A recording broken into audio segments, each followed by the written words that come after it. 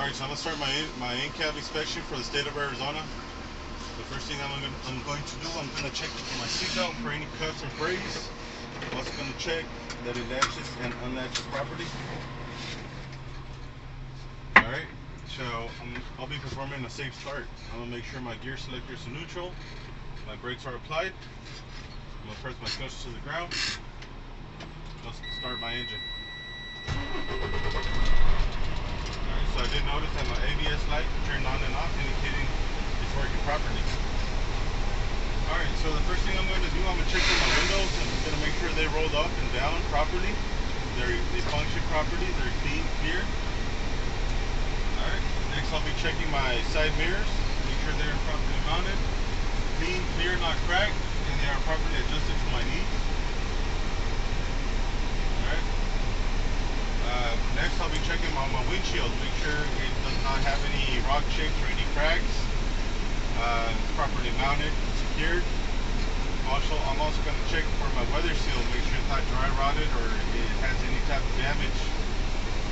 Next I'll be checking on my wipers, make sure they work properly, and my washer. For a good check, they're both working properly. Need to make sure that the rubber is not dry rotted or it's damaged in any type of way. I also want to make sure that my stock is working properly, it's not broken or damaged. Alright, so next I'll be checking out my steering wheel. I'm going to check that it has no more than 2 inches of free play. I'm going to check my electric horn, my air horn, make sure they both work properly. Next I'll be checking my light switch. I'm going to make sure it's working properly. Now on my dashboard, I'm also going to check that my high beam indicator is working properly, which it is. Alright, next I'll be checking my left blinker, it's working properly. Right blinker is working properly. My four-way flashers are working properly. Alright, next I'm going to check my gauges. I'm going to check that my oil pressure reads between 20 and 70 psi at normal. My water temperature gauge should read between 150 and 210 degrees at normal. I'm also going to check my voltmeter. It should read between 12 and 14 volts at normal. I'm also going to check both my air tank valve gauges, air tank gauges. They should read between 95 and 130 psi when full. Alright, so next I'll be checking my brake knobs, make sure they're not leaking, they're not broken, and they work properly. Next I'll be checking my heater and my defrost, make sure they work properly. A good check, they are. Alright, and next I'll be checking my fuel pedal and my brake pedal. They should have a good spring back and they should not be sticky. Good. They're both working properly. And I will check my clutch pedal. It should have between 1.5 inches and 3 inches of free play. A good check. This is working properly. And that'll conclude my in-cab inspection. Now I'm going to start my brake check. For that, I'm going to release both my trailer and my truck brakes so I can fill up the air system. And I'm going to build up pressure to cut out. But I'm going to speed up the process by accelerating between 1100 and 1300 RPMs just to speed up the process.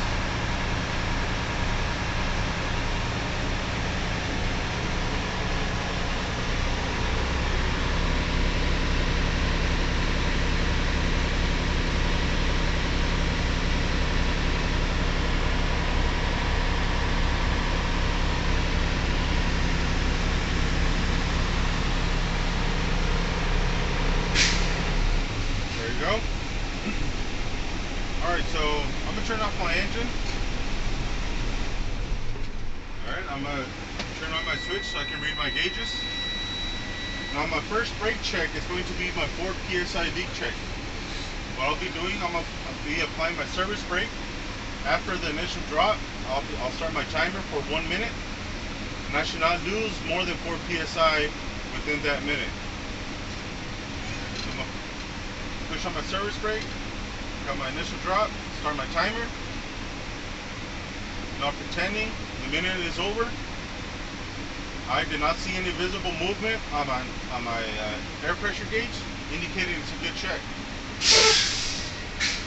Next, I'll be checking my second test. Is going to be my low air warning light. It should come on as soon as my air pressure drops no more than 60 psi. So I'm gonna fan my brake pedal until the light comes on.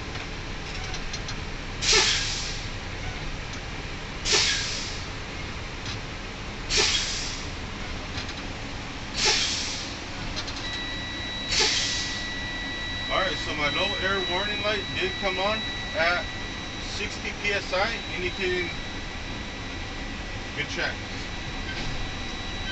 Next, I'll be checking my emergency parking brakes. They should pop out as soon as I drop my air pressure between 45 and 20 psi. So I'm gonna keep fanning my brakes until one or both of them pop out.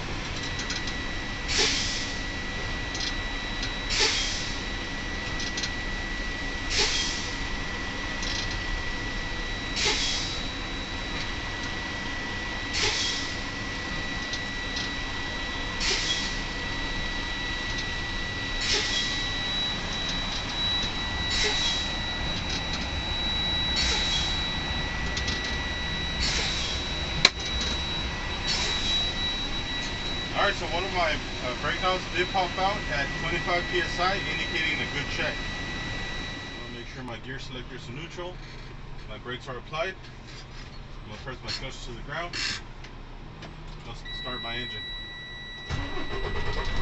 Building up pressure to at least 100 psi so I can perform my fourth and final brake check.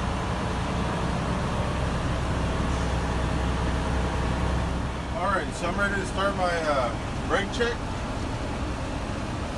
Alright, the first thing I'm going to do, I'm going to check my trailer brakes. So I'll be releasing my truck brakes. I'm going to leave my trailer brakes engaged and I'm going to perform a tug test. I'll be shifting into second gear. Alright, I'm going to ease off my clutch slowly. Alright, so the torque in my cab indicates a good check. Now I'll be checking for my truck brakes. I'll be engaging my truck brakes, releasing my trailer brakes, and I'm going to perform the same tug test.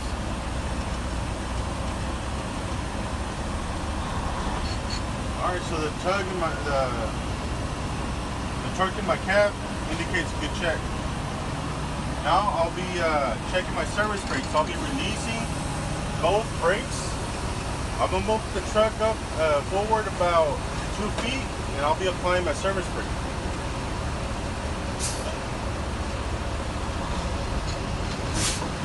Alright, so my truck did come to a complete stop. I also noticed that my steering wheel did not move either to the left or the right, indicating a good check. Alright, so I'm going to my brakes,